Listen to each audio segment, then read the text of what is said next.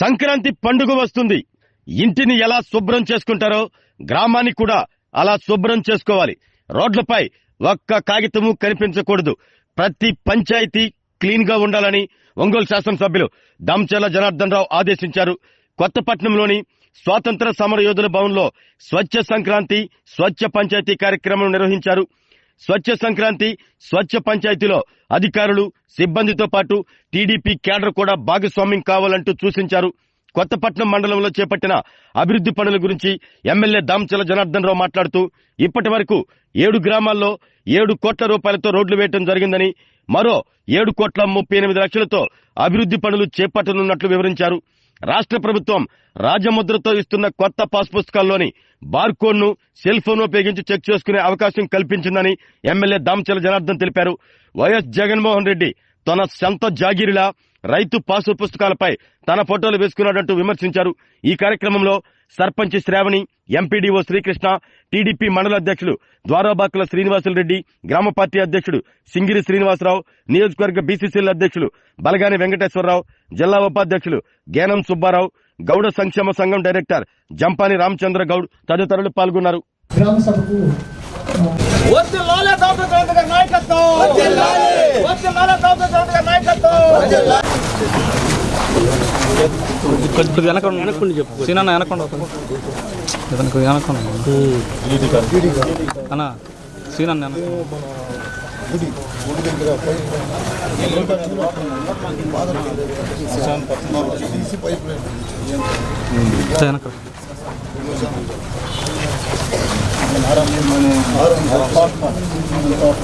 ఎవరి బాబు వెనక అన్నా కొంచెం వెనక శుభ్రం అన్న కొద్దిగా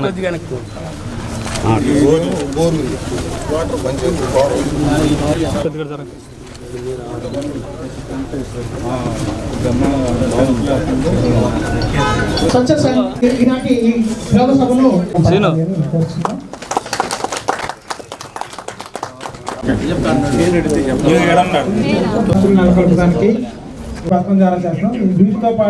వికసిత భారత్ జీరాముంది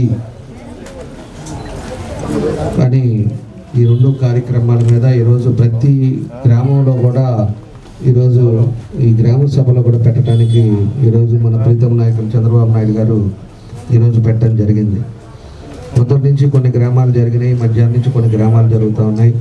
రాష్ట్రం అంతా కూడా ప్రతి గ్రామంలో కూడా ఒక సమస్యల మీద, అదేవిధంగా సంక్రాంతి పండగ వస్తుంది కాబట్టి పండగకి తీసుకోవాల్సిన జాగ్రత్తలు కానీ ఇవన్నీ కూడా చేయడానికి ఈరోజు అధికారులతోటి ఈ గ్రామ సభలు నిర్వహించడం జరిగిందని చెప్పి మీ అందరికి కూడా తెలియజేస్తా ఉన్నా. ఈ కార్యక్రమానికి సభా అధ్యక్షులు, మండల పార్టీ అధ్యక్షులు, అదేవిధంగా శ్రీనివాసరెడ్డి గారు, అదేవిధంగా ఎండిఓ శ్రీకృష్ణ గారు, ఏపీడి సుబ్బారావు గారు, సర్పంచ్ ఎంవి శ్రావణి గారు, అదేవిధంగా సొసైటీ చైర్మన్ శ్రీనివాస్ గారు, మన రామచంద్ర గౌడ్ గారు, గానం సుబ్బారావు గారు, బలగాని వెంకటేశ్వర గారు, ఏపీఎం బలగాని ప్రసాద్ గారు, అదేవిధంగా మన పోలరాజు గారు, ఇంకా ఇక్కడికి విచ్చేసినటువంటి సచివాలయ ఉద్యోగులు, అంగన్వాడీలు, అదేవిధంగా ఆశా వర్కర్సు, గ్రామస్తులు, గ్రామ పార్టీ అధ్యక్షులు శ్రీనివాసు, అందరికి కూడా మనస్ఫూర్తిగా పేరు పేరున నా నమస్కారాలు. మా మహిళలు కూడా చాలామంది వచ్చారు, వాళ్ళకు కూడా మనస్ఫూర్తిగా నా అభినందనలు, నమస్కారాలు తెలియజేస్తున్నాను. ఈరోజు ప్రత్యేకించి మనం తీసుకోవాల్సిన కొన్ని జాగ్రత్తలు, ఇప్పటి వరకు మనం ఏమేమి చేస్తున్నామో మండలాల్లో కూడా అవన్నీ కూడా దాదాపు తెలుసు.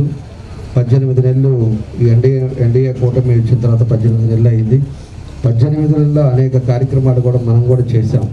ఈరోజు ఎన్ని ఇబ్బందులు ఉన్నా, ఆర్థిక ఇబ్బందులు ఉన్నా కూడా మనం చేయాల్సిన పనులు మాత్రం మనం పూర్తిగా అన్నీ చేసుకొని ముందుకు వెళ్తూ ఉన్నాం. ఈరోజు పోయినసారి కూడా కరెక్ట్గా సంక్రాంతి వస్తుంది అన్నప్పుడు మేము కూడా ఆ రోజు డిపిఓని, అదేవిధంగా సర్పంచుల్ని, మళ్ళీ అదేవిధంగా ఎవరైతే సచివాలయం సెక్రటరీలు ఉన్నారో వాళ్ళందరూ కూడా ఎండి వాళ్ళని వీళ్ళందరూ కూడా పిలిచి, ఆ రోజు ఎండి వాళ్ళని అనుకుంటా, ఎండి వాళ్ళని డిపి వాళ్ళని పిలిచి ఆ రోజు మీటింగ్ పెట్టి ఉండేది 10 రోజులు ఉంటుంది. ఇంకా మనకు వచ్చి ఇవాళ 5వ తారీఖు, 14వ తారీఖు పండగ, దగ్గర 9 రోజులు ఉంది కాబట్టి ఈ 9 రోజుల్లో ప్రతి విలేజ్ కూడా స్వచ్ఛ భారత్ క్లీన్ అండ్ గ్రీన్గా ఉండాలి అని చెప్పి కూడా మేజర్ పంచాయతీ అయితే 1,00,000 కాకపోతే 2 లక్షలైనా పెట్టడం, చిన్న పంచాయతీ అయితే 1,00,000 రూపాయలు పెట్టడం, అన్నీ కూడా ఎక్కడా కూడా చెత్త అనేది కనపడకుండా దాన్ని పూర్తిగా కాలువలు కానీ లేకపోతే ఈరోజు స్ట్రీట్ లైట్స్ కానీ అదేవిధంగా ప్రతి ఊర్లో కూడా బ్లీచింగ్ చేసుకోవటం, అవన్నీ కూడా క్లీన్గా ఉండాలి. లైటింగ్ కూడా ఎక్కడైనా బల్బు పోయి ఉంటే లైట్లు వేసి నీట్గా ఉండాలని చెప్పే ఉద్దేశంతో ఈ కార్యక్రమాలన్నీ కూడా పోయినసారి కూడా పెట్టాం.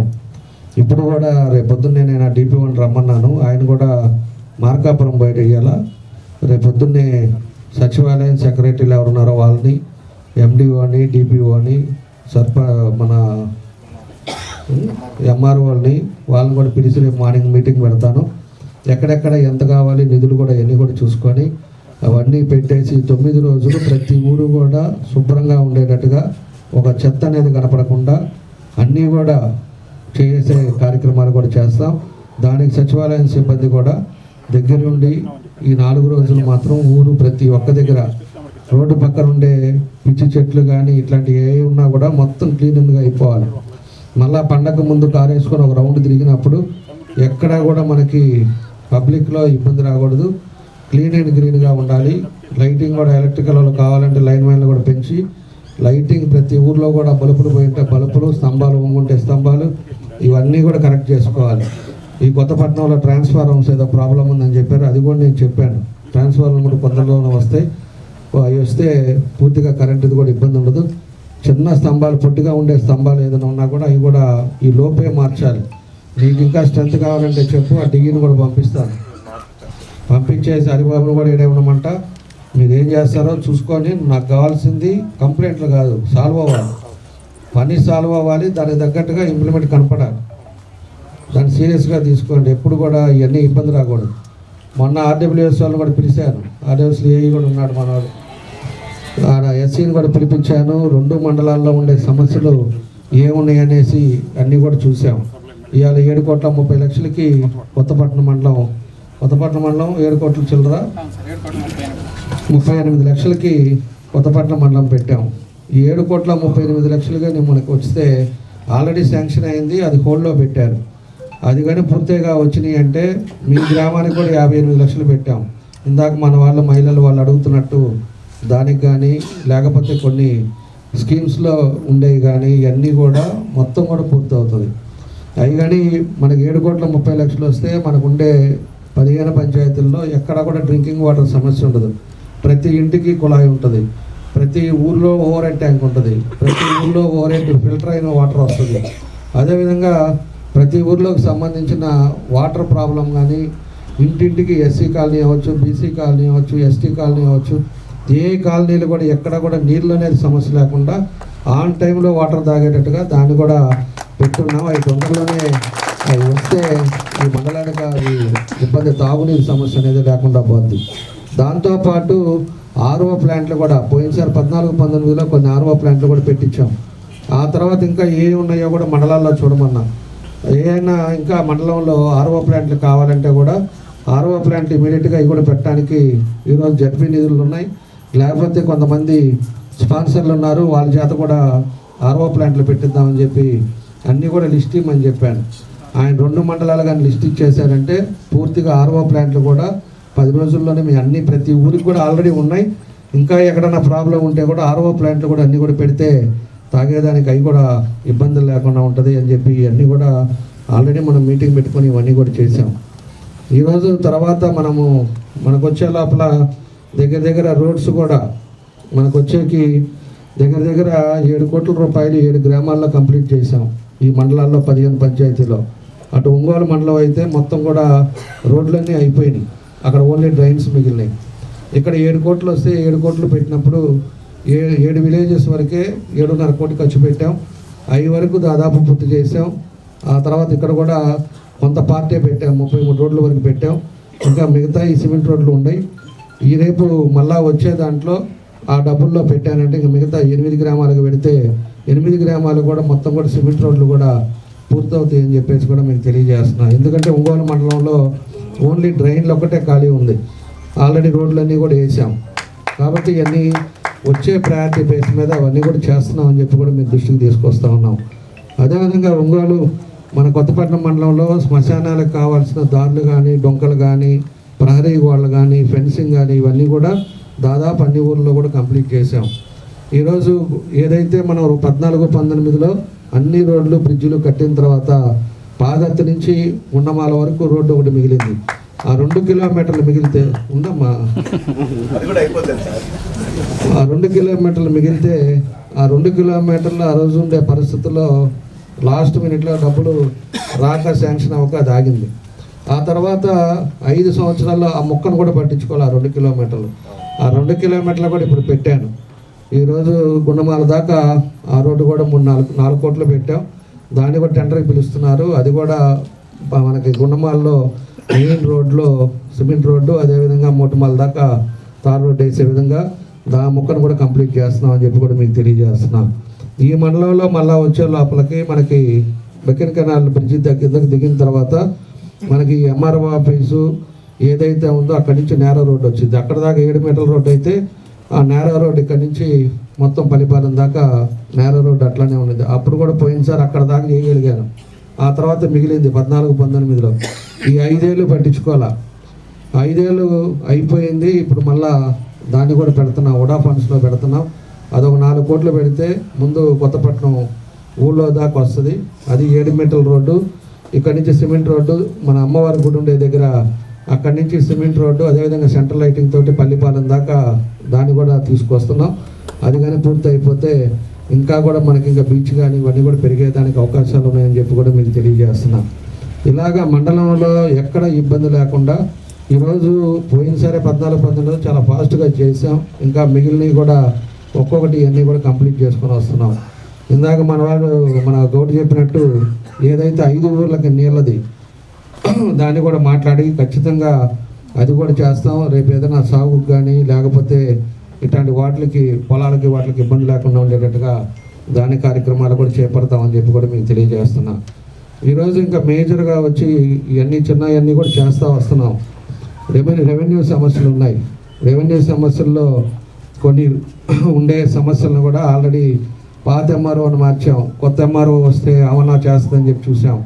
అది కూడా ముందుకు పోవట్లేదు. అది కూడా సమస్యలు అట్లానే ఉన్నాయి.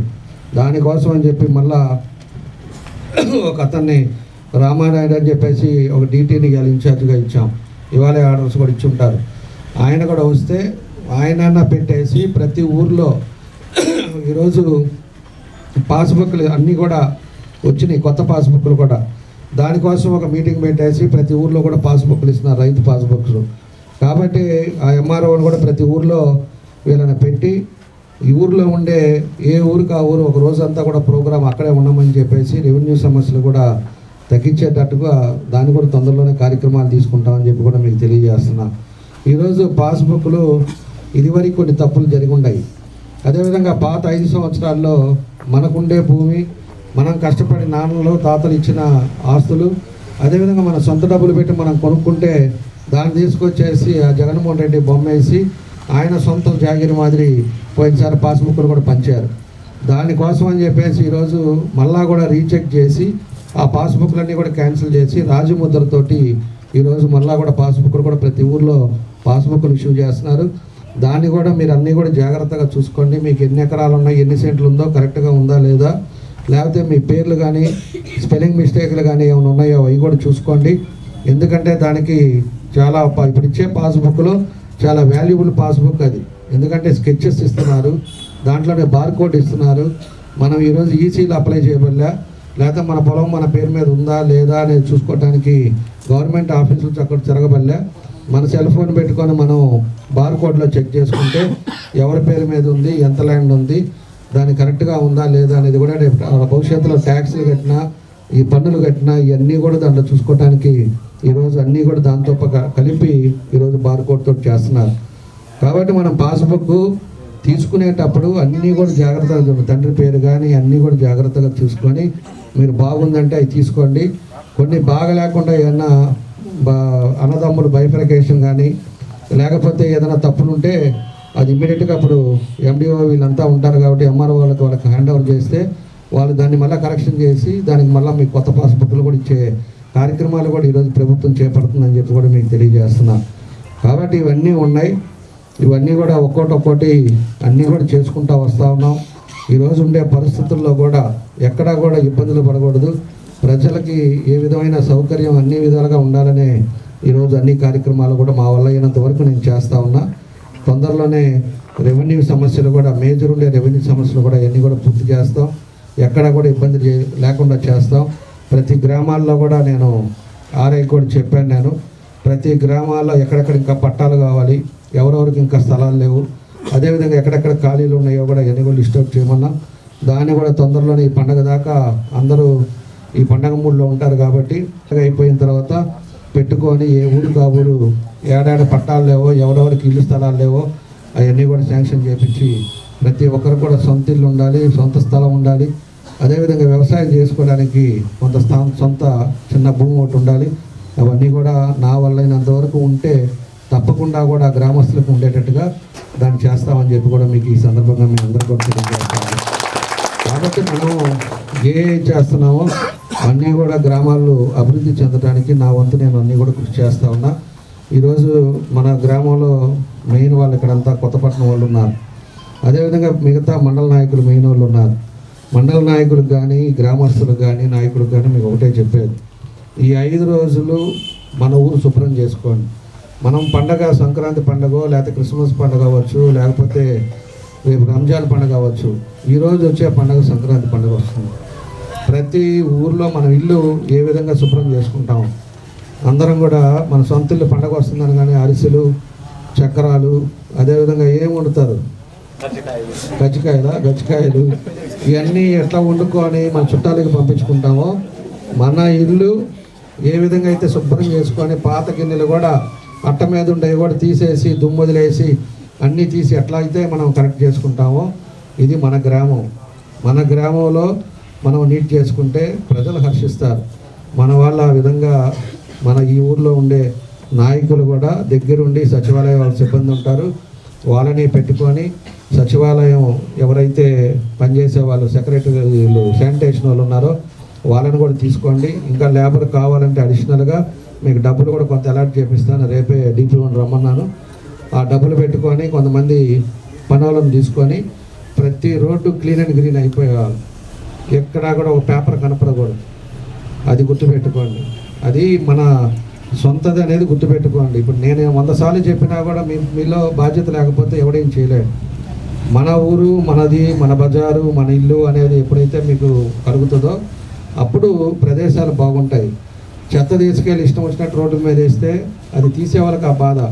ఈరోజు మన దేశంలో పనిచేయడానికి శానిటేషన్లో ఇబ్బంది వచ్చినప్పుడు మురికి నీళ్ళు మురికి అని చెప్పి చూసుకోకుండా వాళ్ళు దిగి పని చేస్తున్నారు కాబట్టి మనం ఈరోజు రోడ్ల మీద తిరుగుతున్నాం. అదే కానీ వాళ్ళు కూడా పని చేయకుండా కూడా చేతులు ఎత్తేస్తే ఎవరు కూడా రోడ్ల మీద కూడా తిరగలేరు, అలాంటి పరిస్థితులు వస్తుంది. కాబట్టి మనకి ఈరోజు ఉండే డస్ట్బిన్ పెట్టుకోవటం, ప్రతి ఊర్లో డంపింగ్ ఇచ్చాం, ఆ డంపింగ్ నేరుగా పొద్దున్నే పంపించేసి తీసుకెళ్ళి అక్కడ వేయటం, ఇవన్నీ కూడా ప్రికాషన్స్ ప్రతి ఒక్క మనిషిలో రావాలి.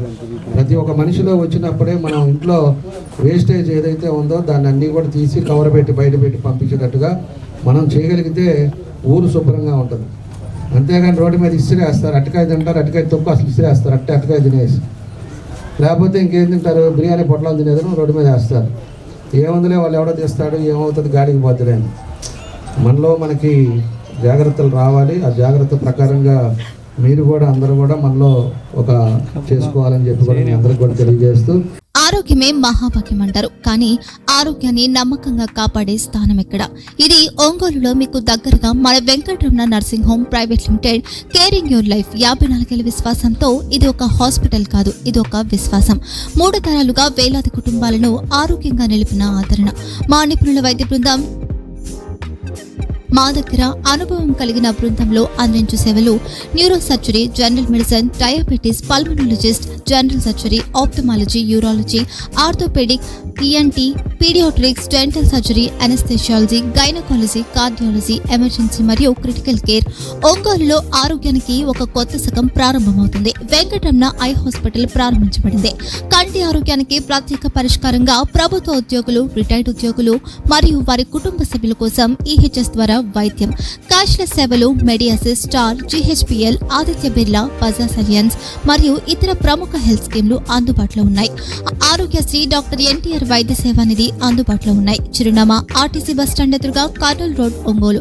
Phone number 08592282623, cell number 9100679099. Eye hospital number 9866484770. Website www.venkatramanursingHome.com. Facebook www.facebook.com/pkrnh. Venkataramana nursing home, 3 తరాల విశ్వాసం, నూతనతతో కూడిన సేవ. మేము కేవలం చికిత్స చేయము, మేము శ్రద్ధ వహిస్తాం, పరిరక్షిస్తాం. సేవ చేయడం మాకు ధ్యేయం.